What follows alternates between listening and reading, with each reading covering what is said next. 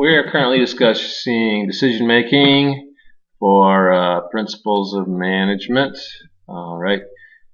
I'm working out of the concepts from the Robbins and Coulter textbook, but these concepts should be fairly universal. You'll find them in most principles of management textbooks. Starting with the quote here, the entirety of one's adult life is a series of choices and decisions. If we can accept this totally, then we become free people. Life is about making decisions. As long as we take responsibility for that, we are freer. If we give up that ability to decide or let other people take control, decide, or responsibility of the decisions for us, then we lose our freedom. All right, M. Scott Peck, being a famous American author.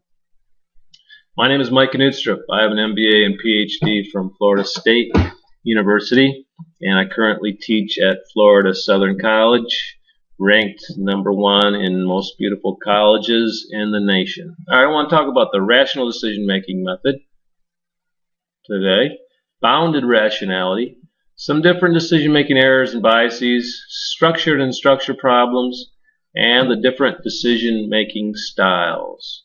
Okay, a little bit of a cluttered slide here, but the rational decision-making process starts with identifying a problem.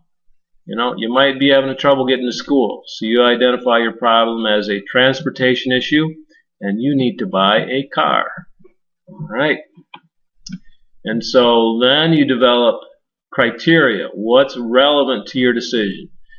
Well, you want say you want reliability in your car and good gas mileage. You weight the criteria according to their importance, with criteria that are low in importance, say being a 1, all the way up to a 10 being high in importance.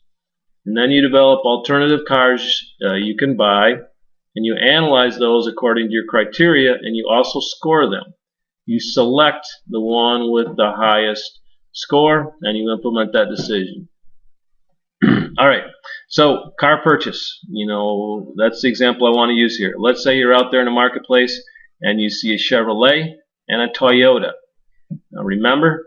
All right. Well, let's see. Let's say you pick a couple different criteria here. One is style. You like cars with style, and you also are a college student on a limited budget, so price is another criteria. So this is a very simplified decision-making process. Since style is not as important to you, you give it a 5. All right, notice the 5 here in your weighting, okay, in our weighting. And then we give it a price a weighting of 10. Because you're a college student on a limited budget, price is the most important thing to you. So you look at the Chevrolet and you say, well, okay, it's got kind of average style, all right, and so I give it a 3. Ooh, I hope you can see my 3 there. All right, I score the Chevy as a 3, and then price. Chevys often are inexpensive, so you score the Chevy at a 10. All right, and you times the weighting by the score, which would get us 15 here, and then again for the price chart, you multiply the weighting by the score.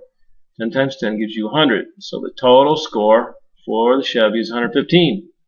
And you got this Toyota over here you're looking at. All right, better style than the Chevy, so you give it a 5.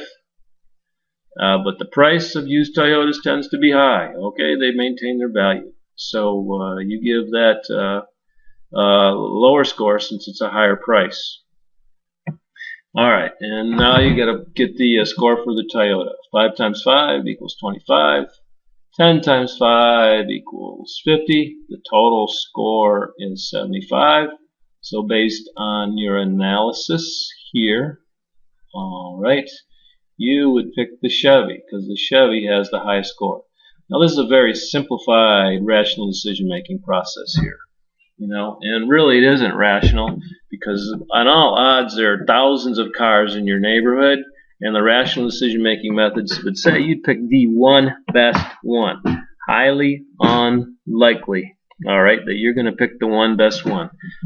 Certainly nice in theory to think we're rational decision makers, and in fact, you go into a business meeting and you've got a proposal, you better have some rational reasons to back it up. But really, decision making is more bounded in its rationality. All right, people are rational within bounds. Okay, we take our first best choice. We don't get the best car out of the thousands. We might look at 3, 4, 5 cars and then take the first one that more or less meets our standards, our criteria. In other words, we satisfy some criteria and we sacrifice in others. So we satisfy in our decision making. One is, we're limited. Human beings are limited in their time, their energy. They're limited in terms of how much information they can process. We are limited cognitively.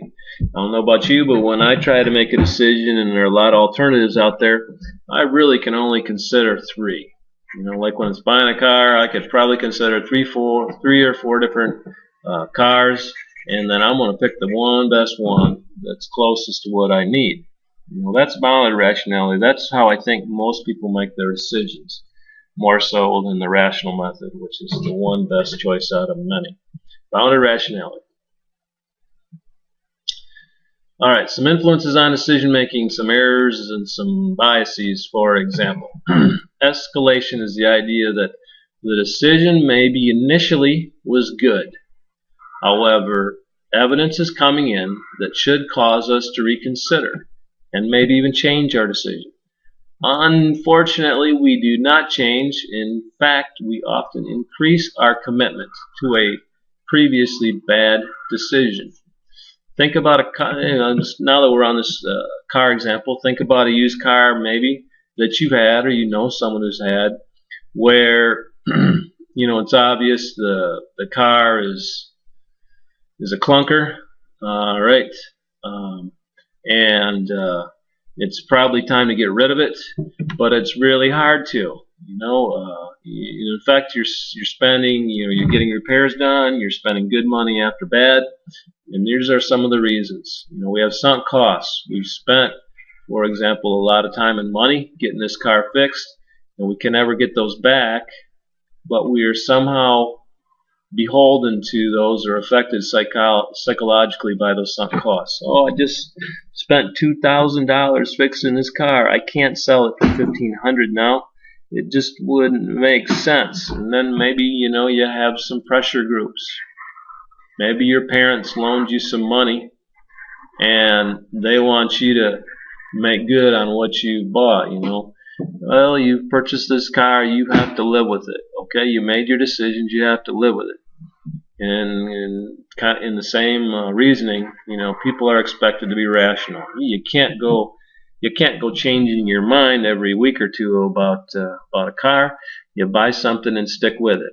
So escalation of commitment happens in a lot of areas. Things we buy, things that need to be fixed up, relationships, whatever. The end effect is we stay with it a lot longer than we would have because of those sunk costs, those pressure groups, and the belief that, our decisions should be good, we should be rational, and we should stick with them. Other decision-making errors or biases. One is anchoring. All right, that's caused by the undue influence of initial information. In negotiation, anchoring is a common experience. Basically, the seller creates a top anchor, and the in price, and the buyer creates a lower anchor in terms of the offer price, and a lot of times they end up right in the middle. It doesn't matter if the top price was totally reasonable or the bottom offer was totally reasonable. A lot of times buyer and sellers, they're influenced by that anchor and they end up right in the middle. So you have a car someone wants $3,000 for, you offer $2,500. A lot of times you'll end up right in the middle, $2,750. Purchased a fair amount of real estate, and often negotiations will go something like that. You kind of end up in the middle. Framing is the selective presentation of information that affects our decision making. What sounds better to you? Okay, this juice drink is 90% sugar water, or does this sound better perhaps? This juice drink is 10% real fruit juice. Alright, of course, this doesn't sound good at all to us. They're the same thing, 10% and 90, but this sounds much better. 10% real fruit juice. And marketing people are really good at framing decisions. Okay? Do you want to buy it now, or do you want to get it next week? You know, they try to frame you, and so to influence your decision-making process. Availability is the influence of salient information. Alright, that information that is top of our mind. Oh, let me give you a common example. Alright, most of you probably know somebody who's afraid of flying on a jet. Right? So that I can make a little jet. I don't know. I'm not going to make a very good jet here. Alright? Okay? But most of you probably know someone who's afraid of flying on a jet. But I bet very few of you know someone who's afraid of riding in a car. Driving a little car here. What's more dangerous? Well, if you know the statistics, you know that riding in a car is much, much more dangerous than flying. What's going on here? What information is most available? Well, car crashes are everyday things. And many don't even make the front page headlines, unfortunately. You know, obviously, I don't mean to diminish the loss of life here, but car crashes are every day. However, jet crashes are very infrequent and very dramatic, catastrophic. You see those played out over and over again. And so those kind of images are burned into people's minds, and when they think of flying, they think of all those horrific crashes. When you get in a car, you don't think of all the dangers and that kind of thing. And so what's available are aviation accidents, but not auto accidents. And so people become afraid of flying, but not driving. All right. There are different types of problems that people encounter. Structure problems are common and recurring, everyday types of problems. You've seen them time and time again. And we can handle them through a programmed method, a set method, repetitive decisions. You know, we can handle them through rules, policies, and procedures. Say common problem. All right. You are out of milk. Okay, this is a common recurring problem. You probably have a rule. You know, once the milk jug gets less than quarter of the way full, you go to the store. Okay, and you have a policy, probably of paying a certain amount or buying a certain brand of milk. And when you go to the store, that's what you do. If you can't get it there, you go to another store. And then you have a procedure of going about buying the milk. You know, very simple procedure. We do it every day. You go to the counter, you have some money, you pay them. So structure problems are common and recurring and can be handled easily through a programmed sort of approach, through rules, policies, and procedures. You know, a rule, a statement of what has to be done, A policy is a general statement that allows some flexibility, and procedures are a set of interrelated steps to solving the problem. Unstructured problems, in contrast, are new or unusual. You can't use a set programmed approach to solving these. Like deciding what you're going to major in or what your career is. Alright, that's an unstructured problem. You go with a non-programmed approach. You know, you can't just take a paper and pencil test and figure out what you want to do with your career. Well, you can, but I'm not sure it's the best way of going about it. Alright, and so you have to use different methods. You do research on different careers. You talk to experts, for example, in the different areas, or people who've had those types of jobs. You talk to your parents, you talk to your friends, you use your intuition. And even so, you still don't know if you've made exactly the right decision, maybe until you've been in that career for a while. But non-programmed decisions are very difficult. Who gets more decisions? Oops. Who gets more decisions that are, who gets more problems that are unstructured or structured? The lower levels or upper levels? Alright. If you said upper levels of management get more unstructured problems and have to make more non-programmed decisions, you'd be correct. At the lower levels of management and lower level workers, they get more structured problems and can have more programmed decisions dictated by policies, rules, and procedures. So unfortunately, when you graduate, you'll have more structure problems and you'll be more constrained to make programmed decisions. But as you move up, you'll get more unstructured problems. Unstructured problems probably being more stressful, but also allow you to develop your expertise as a manager better than structured problems. And plus, this is why these folks make, the good money, is because they use judgment when they make their non-programmed decisions. At the lower levels, you are more constrained. Be that as it may, still there are people who have different types of decision-making styles. And we might say there are 4 common types. There are directive or decisive decision makers. There are behavioral decision makers or socially oriented decision makers. There are conceptual or divergent thinkers who make their decisions that way. They're analytical or convergent thinkers. And part of the idea of looking at these, like say the personality types of decision making, is not to say that one's better than the other, but to know where we're at and to have an understanding about how other people are so that we can more effectively work with them. The directive decision makers, they make fast decisions. They often use their intuition a lot, and they appear to be very decisive. They're ready to go.